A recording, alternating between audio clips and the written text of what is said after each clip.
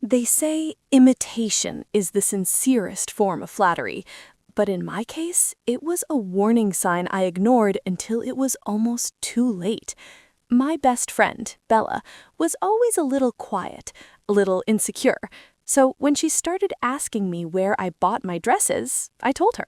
I wanted her to feel confident. I didn't think much of it when she showed up to brunch wearing the exact same floral sundress as me. We laughed about it. Twinning, she posted on Instagram. But then it kept happening. I got curtain bangs. 2 days later, Bella got curtain bangs. I started wearing a niche Santal perfume. The next week, Bella smelled exactly like me. It wasn't cute anymore. It was creepy.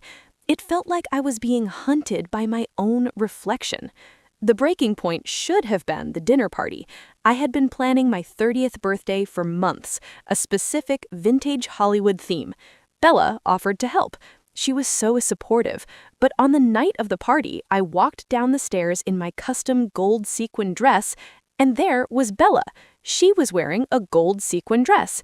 Not similar, identical.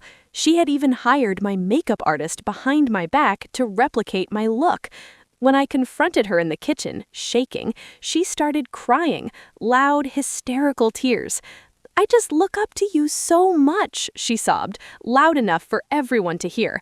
"Why are you being so mean to me? I just wanted to be beautiful like you." My husband pulled me aside. "Honey, you're overreacting," he whispered. "She's fragile. Take it as a compliment." She had turned me into the villain in my own house. After that night, she ramped it up. She started using my phrases, my mannerisms. Then she started texting my husband. "Just checking in on my name. She seems so unstable lately." She was planting seeds of doubt, trying to convince everyone I was having a breakdown while she positioned herself as the sane, stable version of me. I came home early one day and found her in my kitchen. She had a key. I never gave her one. "I was just dropping off muffins," she smiled, but she was holding my wedding album, and she wasn't just looking at it, she was tracing her finger over my face in the photos. I knew I had to prove she was dangerous. Everyone thought I was just jealous. I invited her over for a peace-offering wine night. I slipped a mild sleeping pill into her Cabernet. Don't worry, just enough to make her nap. When she passed out on the sofa, I unlocked her phone. She used my birthday as her passcode. I opened her notes app. My blood ran cold. She had a folder named Becoming Her. It was a log, a script. July 4th, she laughs by tilting her head to the left. Practice in mirror for 1 hour. August 12th, she fights with Mark about the dishes. Memorize her arguments so I can comfort him later. September 1st, plan to replace her medication with sugar pills to increase her anxiety symptoms. Then I found the voice memos, dozens of recordings. I played one. It was Bella, but she wasn't using her voice, she was using mine. She was practicing my laugh over and over. "Ha ha ha. No, that's too high. Lower. Ha ha ha," like her. It sounded demonic. She wasn't just copying my clothes, she was skinwalking. She wanted to be me. I didn't wake her up. I didn't call the police yet. I airdropped the folder to my phone. I knew Bella was planning her big reveal at our friend group's upcoming Halloween party. She had been hinting at a mystery costume. I knew what it was going to be. Me. She was going to dress as me, to mock me. So I changed the narrative.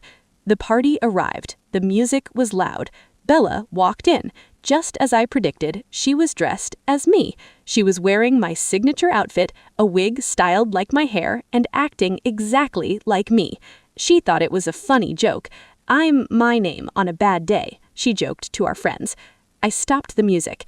"Great costume, Bella," I said into the DJ's mic. "You really nailed the look, but you missed the inner monologue. Let's hear that." I played the voice memos through the massive speakers. Her voice, practicing my laugh in that dark, obsessive tone, echoed through the room. "Ha ha ha. No, sound more like her. Mark loves that laugh." Then I projected the notes on the wall.